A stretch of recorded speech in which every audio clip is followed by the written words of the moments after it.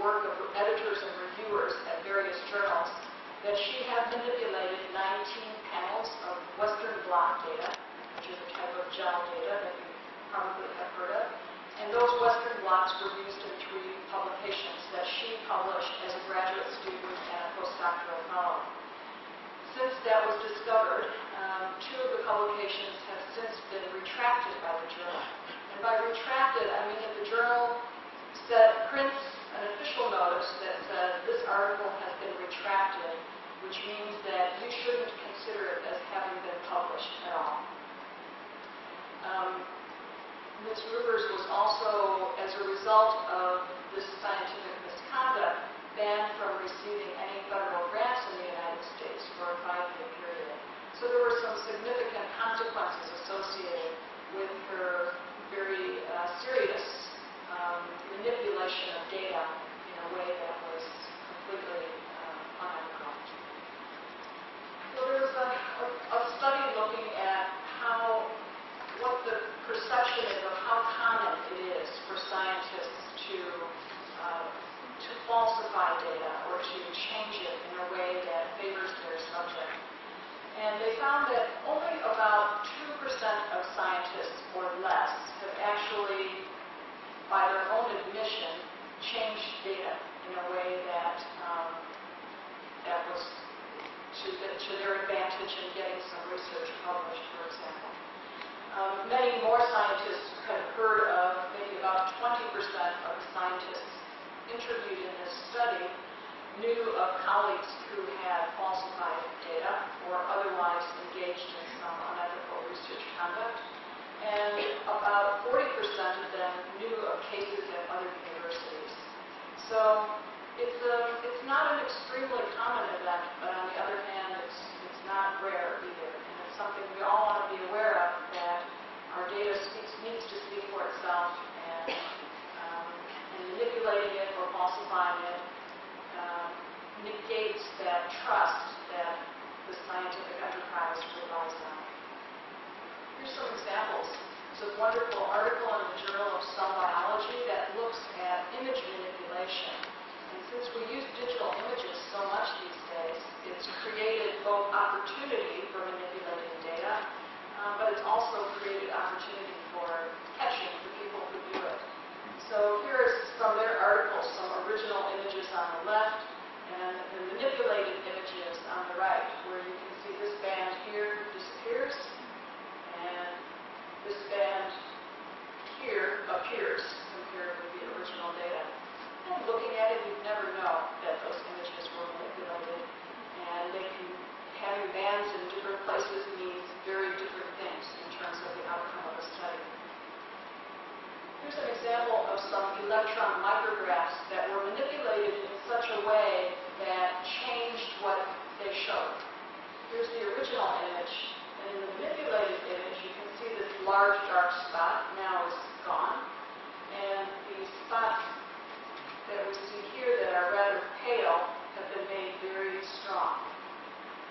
Again, if you're a reader of this article and you're looking at this image, which was published, which was manipulated and published, you have no way of knowing that that's not how you could expect it to look if you were to reproduce this study or use a similar technique. So there's some good general guidelines on image manipulation, and they are as follows. No specific feature within an image can be enhanced, obscured, moved, removed, or introduced. So you have to accept the whole image as it is. You can adjust things that affect the whole image, such as brightness, contrast, and color balance, but only if they're affecting everything in the image and not changing the information that is being conveyed through that image. Okay?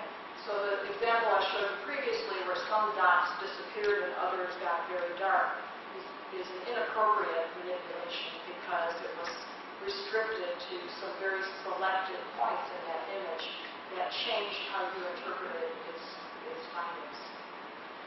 Now, editors and journals have some new technology these days to actually scan images that are submitted to them, and which identify through some type of contrast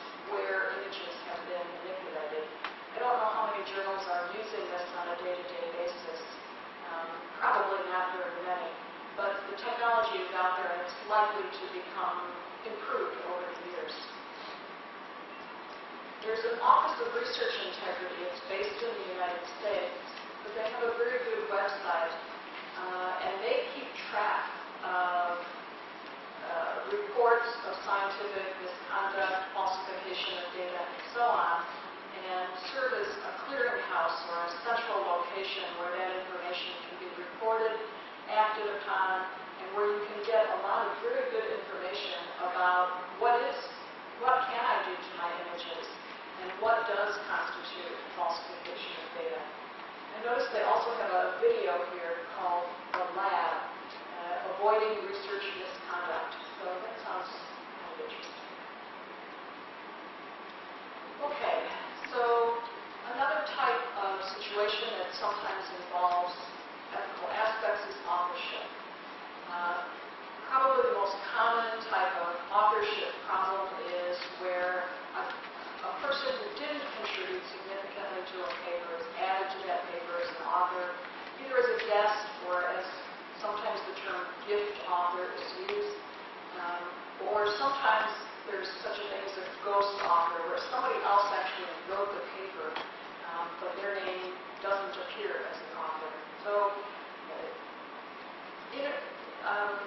the lack of transparency in terms of what the contribution is of the author's work. Other situations editors face ethically are changes in authorship. And most journals, if you change the authors on your paper, especially, for example, after it was been accepted, I want to remove so-and-so as an author. A journal editor will ask you for more information about why you're changing the authors, and will probably ask you to verify, get signed statements from all the authors about what their actual contribution to the paper was. Because that raises a flag for the editor. Why are the authors being changed at this late stage? And they might even do that when authors change earlier on. Sometimes journals get involved in authorship disputes where they're contacted by individual authors who do or don't want to be on a paper, and typically, again, editors are going to go back to the corresponding author who's responsible for the paper and ask them to provide documentation from each of the authors about what their contribution was. So here's an example. It's a little bit long. I'm going to summarize it when I read it. If you take the example that you're collaborating with someone, a postdoc, who's maybe visiting from another country, and you're doing some joint research together, and your assumption is that you're going to be co-authors with this person on your joint research project together. So when you get the draft from your co-author, you notice that a professor from his home country has been added to the paper as an author. And you say, well, this isn't acceptable because that person, that professor from your home country didn't really do anything related to the work. You and I are the only people that did this work. But this Dr. X tells you that, well, this is normal practice for our department, and in fact, I'm required to put my department chair, my professor's name on any paper that I publish. So this is a situation that probably could be familiar to you because I think it happens not infrequently. And what would you do in a situation like this? Because journals, again, are following international guidelines about what constitutes authorship. And they're relying on you following those guidelines and submitting your manuscript to the journal. In this situation, let's talk about some options you might have. So there are, in addition to the Office of Research Integrity website, there is an organization called the Committee on Publication Ethics. They're based in the UK, and it's a nonprofit group that serves as a resource primarily for journals and editors, but also for authors, as a way of learning about best practices in ethical situations and what you should do in certain situations. So this would be a good place to come to if you have a question about authorship and aren't really sure what to do about it. This is their homepage, and you can click on the link to author, and what you can do is you can search through cases. because this committee accepts cases, meaning if I have an ethical dispute and I want a third party, an objective third party to resolve it for me, I can submit this situation to this committee. And they will meet as a committee and make a decision about what should be done in a particular case. So they have an archive of all of their cases, which you can go to and open up. You can search them on the basis of topic and just find out, well, what happened perhaps in a similar situation. So if we look at the case archives, we can see that here's a section of cases related to gift authorship. And it defines it for you. When somebody who's made little or no contribution is included as an author. So you can go in here and you can read about cases that might be very similar to the one that you're experiencing in your laboratory and see what was recommended in that case. Here's a case on whether there's an institutionalized policy of gift authorship, which means it's standard at an institution, even though from an international journal's perspective, it's not considered an appropriate thing to do.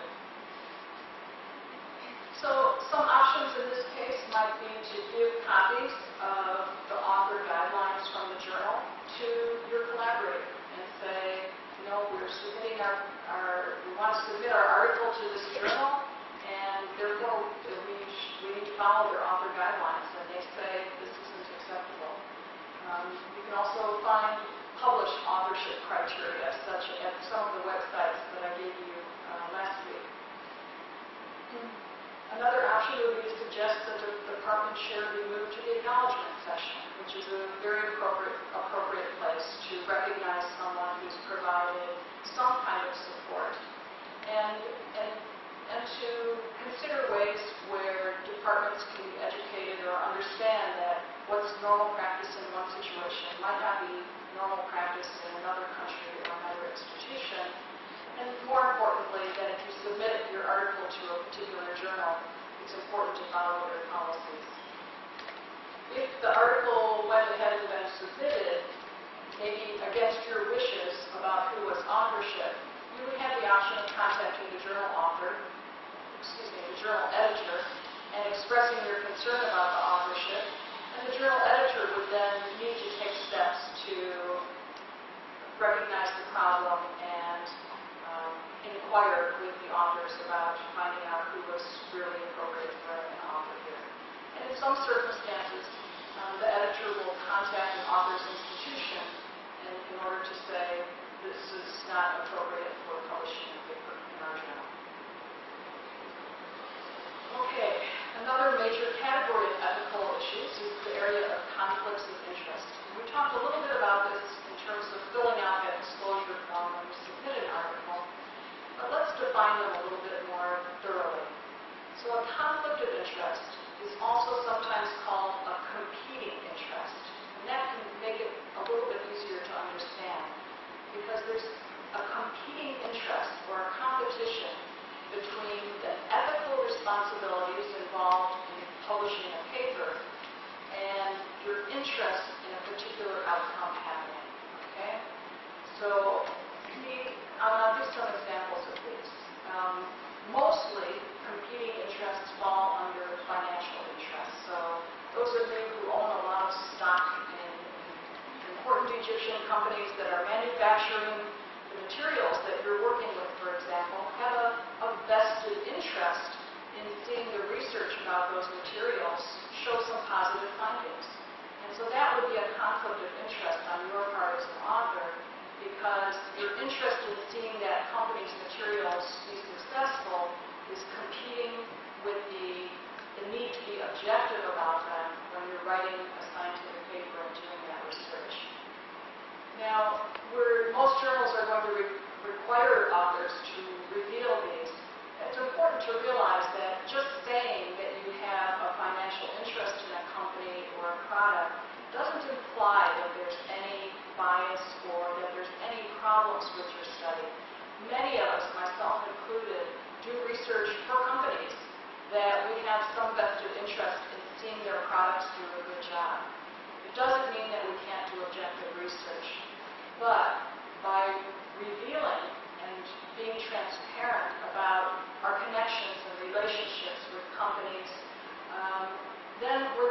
up to the reader to assess our research as we publish it, and not keeping any secrets about what we do or are. It's not an admission of guilt. It's only saying, yes, I got free reagents from this company. It was really nice of them. It didn't affect how I did my research, but you be the judge. I'm disclosing my relationship with the company, and I'm also writing my research, and you can judge it based on its validity and the findings. So some examples. I mentioned the author of a study about a new drug or a product, owning stock, or sometimes owning a company. And I can give you one really huge example here. There was in my field, the financial stakes are not very high, but in some fields, such as medicine, many physicians, scientists, have a lot of investments in companies such as pharmaceutical companies that earn them a lot of money. And there was a paper published in a very high-profile journal by a prominent psychiatrist living in the San Francisco Bay Area. And the paper was about a psychiatric drug for children. And this is a huge market in the United States. Millions and millions and millions of prescriptions for this drug are written every year. And the findings of this study were very positive, that it should be prescribed in a variety of conditions in children. At the time that the paper was published, this physician, who was a psychiatrist, signed a disclosure statement saying that he had nothing to reveal. He had no financial disclosures to make. However, someone who read the paper knew that he was involved with a company that manufactured this drug and brought it to the attention of the editor of the journal. The editor investigated and found that in fact, the psychiatrist not only had a connection with the company, but he was one of the owners of the company that manufactured this drug. And when he was confronted with why he didn't reveal the disclosure, he thought, I didn't realize that it was necessary to reveal this information. I don't make a lot of money from the company. I don't know what his excuses were. So, okay, we have disclosure statements. Whether people use them appropriately is another story. But it's a good example of a situation where there's a great potential for abuse in how a scientific study is done and interpreted when somebody has a very large financial stake in the outcome of that study. All right, another example, maybe the reviewer of a manuscript was involved in some aspect of the analyses for the authors that they're reviewing a paper on. Should that reviewer review the paper? No, absolutely not. So reviewers also have to disclose to the editor when they identify that there's a conflict of interest involved when they're reviewing a manuscript. And that's a very important part of assuring that they're not bringing some inappropriate interest into the outcome of that paper. And certainly editors also are held to conflict of interest. And a good example is publishing papers in the journal that you're the editor of. Some editors will, there are ways to do it, and some editors publish footnotes with their own papers that say, I know I'm an editor, but I was not involved in any of the decisions related to publish this article. That said, there can sometimes still be a perception that an editor's paper might be treated more favorably in some way than the paper of somebody who's not involved in the journal. So conflict of interest is about reality on one hand, in that there are some people that really have a lot of financial interest in the outcome of a particular manuscript. But it's also about perception. And so this is why it's useful to be transparent and open and say everything we know, because when you do that, then there's no misperception about where there might be some bias. Journals sometimes will ask you to only reveal those conflicts of interest that are relevant to the study of the article that you're publishing. Others will ask for including non-financial relationships. I'll give you some examples. It's a little bit hard to read perhaps. So this is some journals, many journals now actually publish at the end of articles whether the authors had any competing interests. This is very common in medical journals because of the example, for example, that I told you about. It's less common in other journals, but I think we're likely to see it in an increasing amount in most publications. So this is at the end of an article, and it explains what grant funding was received, and that's something that you probably will want to disclose, is where you receive funding to do your project from. And this also includes a statement that says the funding agencies had no role in the study design, data collection, analysis, decision to publish, or preparation of the manuscript.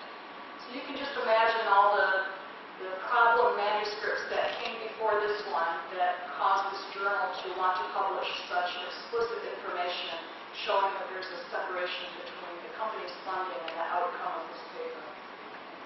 There's a section here then for competing interests that says the authors have declared that no competing interests exist. So even when there aren't any, they'll publish this statement so that you, the reader, have that information when you're reading the article. This was an interesting article I came across on neglect of medical evidence of torture in Guantanamo Bay, which I'm sure you're all familiar with. This was published recently in PLOS Medicine by these two authors. And they have a number of affiliations listed in their author affiliations. But let's look at what they listed for competing interests. No specific funding was received for this article, but under competing interests, the first author was employed by a group called Physicians for Human Rights and served as a medical expert in 9 cases of medical torture at Guantanamo Bay. So, does that mean this author had a bias one way or the other about evaluating these prisoners? Well, maybe, maybe not. It tells us that he's associated with it, and that's probably how he got the data for the study. But it doesn't necessarily mean that he wasn't able to do an objective job of the study. But now we have that information, and we know it. It also says that other author has served as an expert witness for the Physicians for Human Rights and participates in activities sponsored by Human Rights First. So this is actually listing a political affiliation or an association with an organization involved with human rights that is helpful to us as readers to know because of the topic of the paper. So even this is an example of a non-financial relationship where it gives us information about the authors. It tells us, all right, both of these guys were pretty active in human rights abuses. You know, that this is an area that they're pretty strong in. But I'm going to read their paper and I'll judge it on its merit. A part of conflict of interest also can relate to the publisher. And this doesn't involve you as much as an author, but I want to relate this one story to you, which I think is interesting. In 2006, the Canadian Medical Association fired the editor of their journal. And the reason they did that is because the editor had published a peer-reviewed study that was critical of pharmacy practice in the country of Canada. The Canadian Medical Association journal is published by the Canadian Medical Association, and the association had received pressure from the Pharmacists Association not to publish this paper since it was unfavorable to the pharmacy profession. So we have the owner of the journal receiving pressure, political pressure from an organization of pharmacists in Canada saying, we don't want you to publish this paper in the journal that you own because it makes us look bad. One very important ethical principle involved in journal publishing is that an editor-in-chief has to have editorial independence. And what that means is that any decisions about manuscripts have to be made without undue influence from the publisher of the journal or from any other party. So in this case, the editor had every right to consider and review a manuscript that was submitted to the journal whether it had a favorable outlook on some group or an unfavorable outlook on a group, and make a decision to publish it based on its scientific merit. So, unfortunately, in this case, the organization fired the editor as a result of it, but it created an international uproar as a result, because this is clearly interference in the ability of an editor to make objective and fair decisions about a manuscript. Okay, some things that do involve you as an author: privacy and confidentiality. Certainly, if we're publishing any papers that involve human patients, we can't include any identifying information about those patients. You may have looked in journals where they block out the eyes of patients, for example. But as authors, you should know that the manuscripts that you submit to journals are considered as privileged communication, which means that the editor has no right to share that information with anybody except the people who are involved in the review and publication of that work. When reviewers receive your work, they are held to not discussing that work with anybody else. It's confidential information. And this is really important, because think of all the work that you put into that manuscript. All of your thesis work is in there. And if that reviewer is reading your work and thinks, this is interesting, I'm going to tell my colleague about it, now we have your work and your ideas being shared with people before they've been published. And that could put you at risk of some unethical person taking your data or publishing your work or using it in a way that's inappropriate. So absolutely, the peer review process is one that needs to be a very ethical process, and part of that is making sure that your manuscript is held confidentially. Reviewers should also never contact authors directly, unless it's an open review process. I mentioned that sometimes some journals allow reviewers' identity to be known. But that has to be a very clear journal policy, so that before you even submit your paper to that journal, you would know whether the reviewer's identity would be known. Reviewers in a closed system, they have a right to be anonymous as well, so that they're not contacted by authors who are unhappy with their review, for example. So here's an example of a case study related to confidentiality. A colleague tells you about a new technique that could be useful in your research. And when you ask for more details, you discover that your colleague read about it in a paper she's reviewing for a journal. And the review for that paper is due this week. So the paper hasn't finished the peer review process yet. And you're eager, though, to get your hands on this technique. What can you do?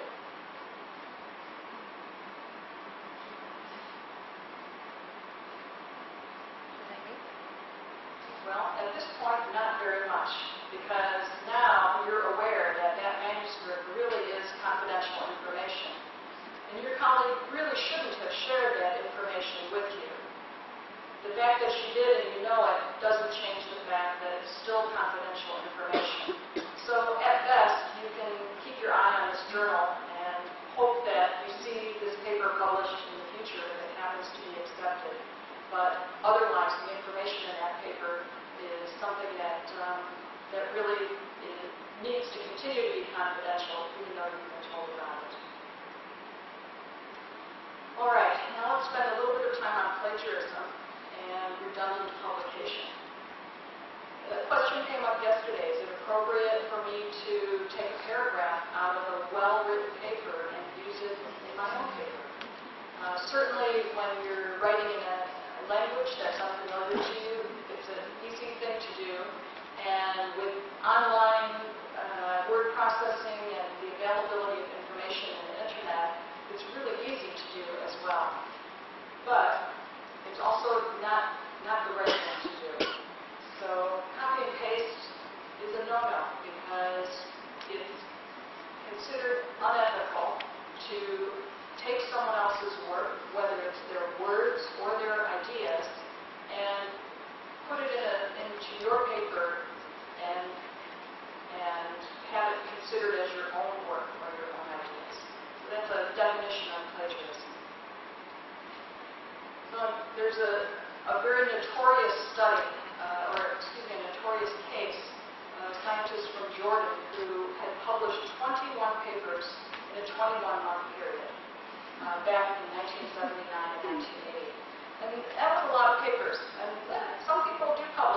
about. So just publishing a lot of papers doesn't mean you're doing something wrong. But some authors were noticing that the papers were identical or very similar to the published work of other authors. And in fact, one of the other scientists whose work had been plagiarized by this scientist wrote a letter to Lancet and in that way exposed this person. And it was one of the largest cases of plagiarism that's been identified. One editor at a veterinary journal said, as long as the ability of a research scientist is so widely considered to be proportional to the number of papers they publish, the more common plagiarism will become. And I think that there's probably some truth to that, again, scientists are under a lot of pressure to publish a lot of papers, and plagiarism is an easy way to do that, even though it's inappropriate. So here's an example. You are writing a literature review, and you do a literature search and discover two older papers that are almost identical, but they have different authors who are from different institutions. What should you do?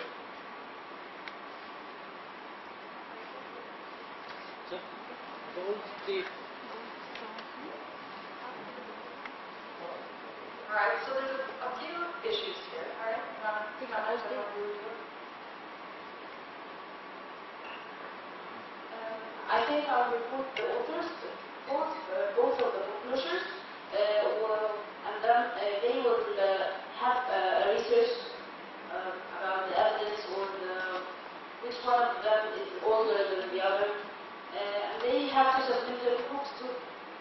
Okay. So one option would be to contact the authors of these papers and say, hey, I noticed that your paper is also been published by somebody else. How is that possible? Okay. Any other thoughts? All right. Maybe we should contact the editor. I think we should not contact the authors, we should contact the editor of this publisher. Okay. Because I don't know in Tibet, but as you know, the editor should do something like this at the beginning before even sending the manuscript to the reviewers, trying to be sure that there is a variety in the work. Otherwise, he cannot even send it to the reviewers. So I think this is a mistake from the beginning of the editor, not just the authors. So another very good suggestion, and in fact, if you contact the editors of the articles, the journals in which these articles were published, then there's also the possibility that one or the other of these papers could be retracted from the literature, so that, because obviously one of them is original and one of them is not, or at least that's what it seems to be based on the information that we have. If they're older papers, it's possible that the authors no longer are alive or are no longer at those institutions as well. And but you're absolutely right that there's no, what is the word for it, statute of limitations. There's no time at which plagiarism becomes okay because it's happened 20 years ago. So definitely the editors of these journals would be interested to know if they published a paper that was plagiarized. This is another opportunity perhaps to go to the resources that are available to you, because ethical questions are tough and even editors often don't really know what to do. We have an editors meeting this coming July where one of the representatives from this Committee on Publication Ethics is coming to talk to a group of editors, because these are hard situations to know what to do in. So if we look again on the Committee of Publication Ethics website, they have a number of flowcharts, and they have a flowchart that's actually labeled what to do if you suspect plagiarism. So that's very helpful to have that kind of guidance when you think something might be wrong, maybe you're not really sure, and you just want to take a step to have it investigated further. So if you look at this flowchart, the very top box says, reader informs editor about suspected plagiarism. And that's usually how plagiarism is identified. If you happen to know the author, obviously you could easily contact them, but in this case, you also want to let the editor know so that they can take appropriate steps. And you can see there's many steps for the editor to take in in terms of contacting the author's institution, and potentially finding out what the circumstances are. Now, editors and journals have many technological tools that are being developed to help them identify and detect plagiarism, because it is a big problem for journals. There are text analysis engines, search engines, here's some brand names of them, that allow similar text in abstracts and manuscripts to be identified. So some larger journals, when you submit a paper to them, they automatically submit it to the software examination that compares your manuscript to published manuscripts that are out there in the literature. And a lot of journals are beginning to do this on a regular basis. This was a study done by a Chinese author who was also the editor of the Journal of a University in China. And their journal recently signed up for this plagiarism screening software program. And they examined previously published work in their journal, the journal of Zhejiang University. And they found, this editor found, that about a third of the submissions or published papers in their journal had been plagiarized, had evidence of large amounts of plagiarism with other published literature. This editor goes on to say that we are therefore campaigning for authors, researchers, and editors to be on the alert for plagiarism and to work against cultural misunderstandings. Because China is a country where plagiarism is very widely practiced, or at least that's the perception of some people. And this author continues to say, in ancient China, for example, students were typically encouraged to copy the words of their masters. So there may be reasons people are feeling comfortable using the words of others. Maybe their mentors are telling them this is okay to do. It's a good way to say something that someone has said so well before. But as we become more knowledgeable about the importance of saying things in our own words, as we talked about yesterday, journals are less accepting of plagiarism and are more likely to detect it. And education is a big part of that process. Redundant publication is another word for it, could be self-plagiarism, where it's also sometimes called duplicate publication or dual publication. And this is using or copying your own work in more than one publication. Now, if we're working with the same methods over and over again, it's almost hard to find different words to use to describe the methods. So perhaps people are a little bit more accepting of small amounts of reuse of a sentence here or there by the same author. But using some authors will republish their entire whole manuscript in 2 separate journals, and that's a very unacceptable practice. So what constitutes duplicate publication? Obviously, if I publish my whole article in 2 different journals, that's duplicate publication. But what if I published an abstract in a conference proceedings? Well, most journals will accept that. In fact, all journals will accept that. Some journals will also consider your manuscript if you published it in a proceedings format or in a publication having very limited distribution. So when you're trying to find out whether the previous publication of your work will affect how this journal, whether the journal will evaluate your current manuscript, it's good to check the guidelines for authors. Many journals specifically say what we view as duplicate publication. And if you have any question after reading that, contact the editor of the journal and say, I published part of this work in this location. Does this constitute dual publication, or will you still consider my manuscript?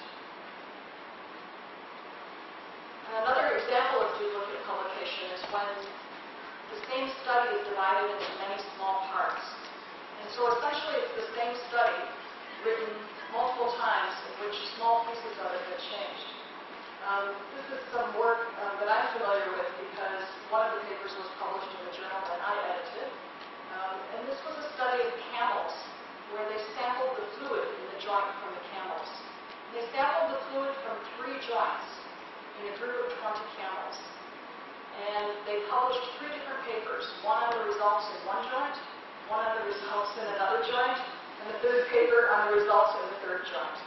Same group of camels, same tests were done on all the joints. And so this is a very inappropriate way to publish information. I didn't find out until later that there were other papers that were linked to the one that I had published in our journal.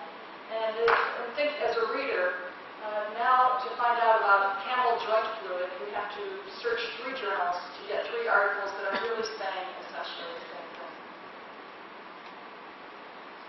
All right, lastly, just a moment on retractions. So when these errors are identified by editors, by journals, by readers, there is a mechanism in place for journals to retract the information. And mostly I just want you to be aware of that because I think as people become more aware of what ethical publishing is all about, then I think they should be aware of how the scientific record gets changed as well. If you do a PubMed search using some of the limits of searching, you can actually search on retracted publications. And at the time I searched this, there were 1,646 of them in PubMed. So the number of publications shown here in the center graph is increasing quite a bit between the 1970s to the 80s to 1990s to the 2000s. This is the number of entries in PubMed, and you can see the number of retractions is even exceeding that. And here's the percentage of retractions. So as more papers are published, more errors are detected, whether they're scientific falsification, whether they're plagiarism, or redundant publication. When you're reviewing an article or looking at an entry in PubMed, for example, you'll often see below the title it says erratums, errors are published in another location, or comments. And if you click on those, it will take you to, in this case, a notice of redundant publication and correction.